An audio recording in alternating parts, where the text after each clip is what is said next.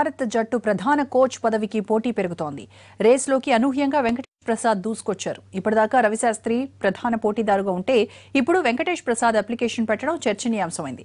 Venkatesh Prasad junior national chief సెలెక్టర్గా ఉన్నారు. అక్టోబర్తో పదవీకాలం ముగియనుండటంతో టీమిండియా హెడ్ కోచ్ పదవికి దరఖాస్తు చేసినట్టు తెలుస్తోంది. భారత్ తరపున 33 టెస్టులు 161 వన్డేలు ఆడిన ప్రసాద్కు గతంలో టీమిండియా డైరెక్టర్గా పనిచేసిన అనుభవం కూడా ఉంది.